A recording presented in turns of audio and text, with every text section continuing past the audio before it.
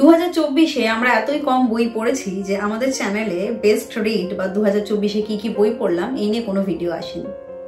2024-এ শুরু করা কিছু বই আমি শেষ পর্যন্ত পড়িনি, কিন্তু 2025-এ ঠিক করেছিলাম যে বইগুলো 2024-এ পড়তে আমার ভীষণ ভালো লাগছিল কিন্তু ব্যস্ততার জন্য পড়ে উঠতে পারিনি, সেগুলোকে আগেই আমি 2025-এ শেষ করব। এবং 2025 শুরু হওয়ার সাথে সাথেই আমি যে বইটা শেষ করেছি, আজকে সেই বইটা নিয়ে কথা বলবো। থাম্বনেলে আপনার বইটার নাম দেখেছে, নাসত্বপুত্র। কে এই নাসত্বপুত্র? নাসত্বপুত্র এমন একজন ব্যক্তি যার নাম হয়তো আপনারা আলাদাভাবে খেয়াল করেন না, কিন্তু তিনি যে ঘটনার সঙ্গে জড়িত সেই ঘটনা ভারতের কেউ জানেন না, এটা অসম্ভব। কথা বলছি মহাভারতের। মহাভারতের কথা এলেই যে কথা আমরা বলি সেটা হলো কুরুক্ষেত্রের যুদ্ধ, দ্রৌপদীর বস্ত্র হরণ, পঞ্চ পাণ্ডব।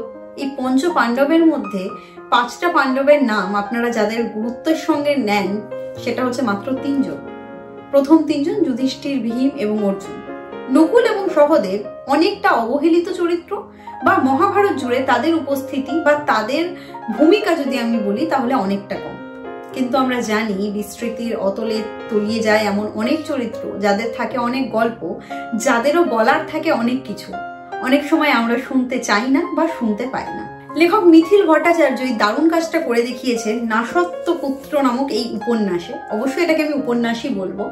নাসত্বদেব হলেন অশ্বিনীদ্বয়ের একজন, যাদের সঙ্গে আমরা হয়তো যারা একটু মহাভারতের কাহিনী একটু হলেও জানি তারা জানি এই পঞ্চপাণ্ডবের মধ্যে 3 জন হচ্ছে কুন্তির পুত্র এবং 2 জন হলো মাদ্রীর, অর্থাৎ পাণ্ডুর দ্বিতীয় পত্নী।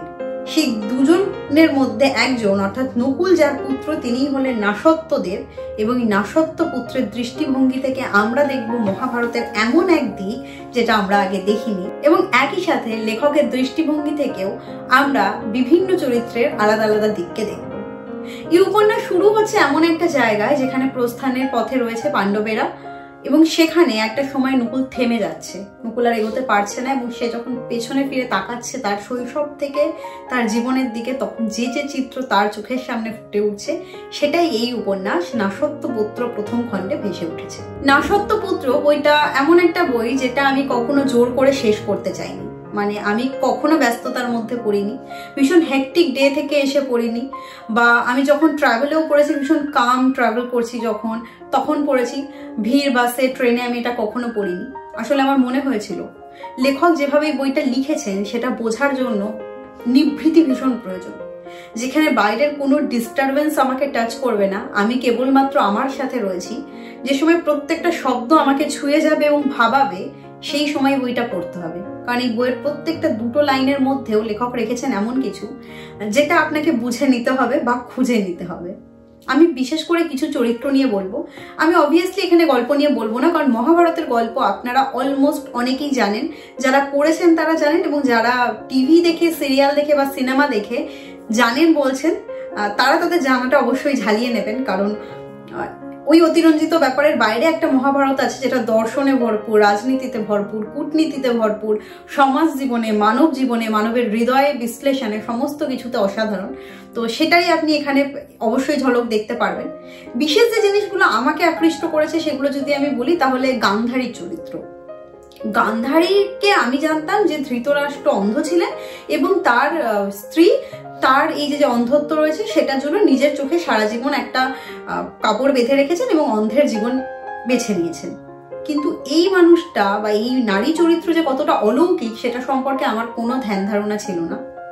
একটা জায়গা আছে যেখানে দেখা যাচ্ছে স্বয়ং ব্যাসদেবের সঙ্গে কৃষ্ণের দেখা হচ্ছে এবং কৃষ্ণ তার পায়ে হাত দিয়ে প্রণাম করছে না, জাস্ট এভাবে নমস্কার করছে।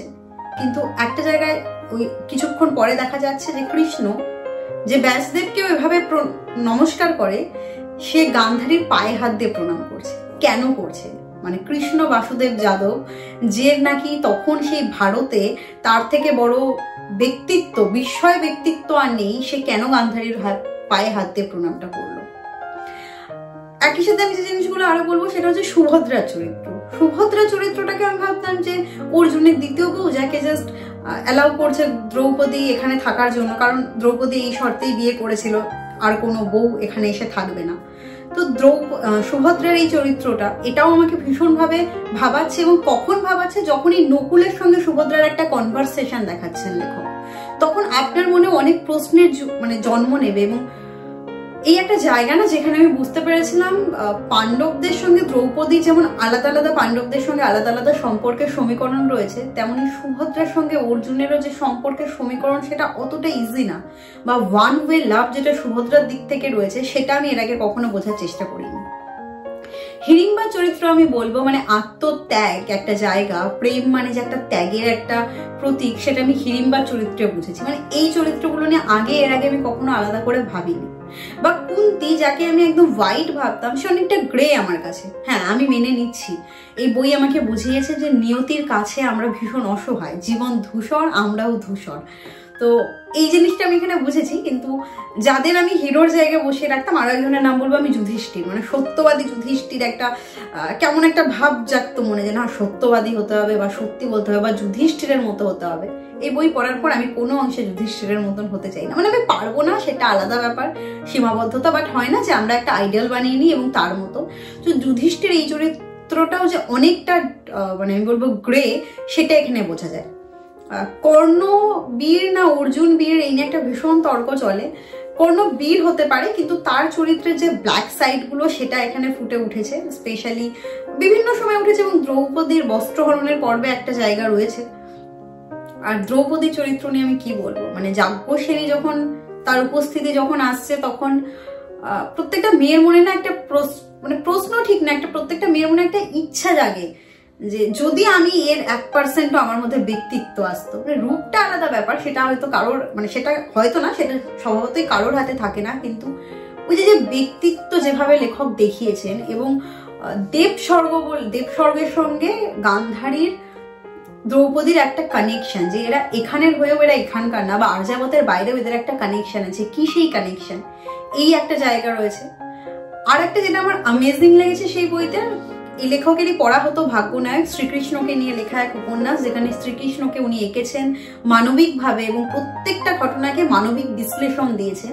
সেই মানে সেটার সঙ্গে এটার কানেকশনটা বজায় রাখার জন্য এত সুন্দরভাবে এখানে যখনই তিনি কৃষ্ণকে এনেছেন, কৃষ্ণের বিভিন্ন অ্যাক্টিভিটিস গুলোকে তিনি ম্যাজিক্যাল করেছেন, কিন্তু তার প্রত্যেকটার একটা যুক্তিসঙ্গত এক্সপ্লেনেশন রেখেছেন। এটা আমার অসাধারণ লেগেছে। এবং আমি ভেবেছিলাম দ্রৌপদীর বস্ত্রহরণটাকে লেখক কি করে দেখাবেন, মানে ওটা তো অলৌকিক ব্যাপার, দ্রৌপদীর বস্ত্র টানা হচ্ছে এবং অটোমেটিক বস্ত্র এসে যাচ্ছে, কাপড় শেষ হচ্ছে না, এটাকে কি করে দেখাবেন। এবং সেখানে লেখক যেভাবে দেখিয়েছেন, দ্যাট ইজ অ্যামেজিং।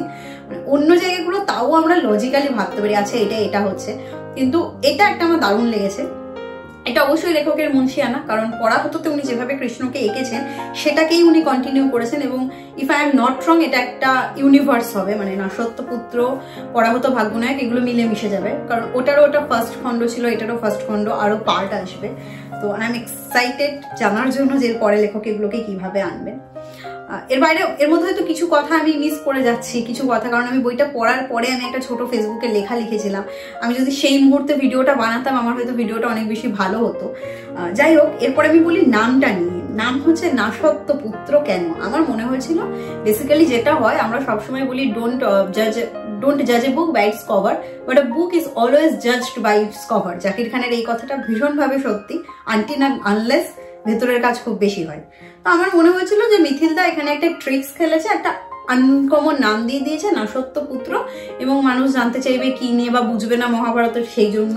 মানে যাই হোক, আমি ভেবেছিলাম লেখক এটা জাস্ট পাঠক টানতেই নামটা দিয়েছেন, কিন্তু এই নামটা যে কতটা রেলেভেন্ট এই বইটার জন্য এবং এই নামকরণটা যে কতটা সার্থক, সেটা জানার জন্য আপনাকে এই বইয়ের 422 পাতা অবধি যেতে হবে, এবং গেলে আপনি বুঝবেন কত বুদ্ধিদীপ্ত এবং কত প্রাসঙ্গিক একটা নামকরণ।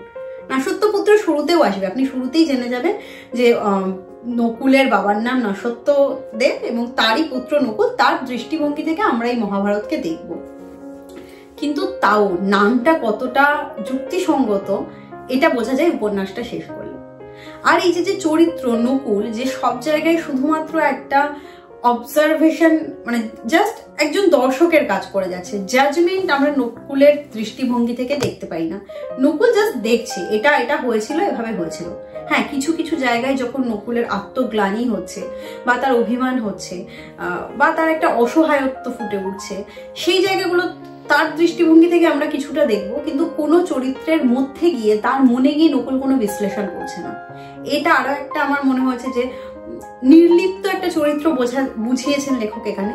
আরেকটা জিনিস আমার যেটা আরো ভালো লেগেছে এই বইতে, 5টা পাণ্ডবের সঙ্গে দ্রৌপদীর সম্পর্কের যে আলাদা আলাদা সমীকরণ, সেই আলাদা আলাদা সমীকরণকে এখানে খুব সুন্দরভাবে দেখানো হয়েছে। মানে এই উপন্যাসের প্রথম পার্টটা, এই পার্টটা যদি আপনি শেষ করেন, আলাদা আলাদা পাণ্ডবের প্রতি এবং আলাদা আলাদা পাণ্ডবের দ্রৌপদীর প্রতি যে একটা সম্পর্ক, একটা টান, একটা ইকুয়েশন, সেটা কি সেইটা খুব ভালো বোঝা যায়।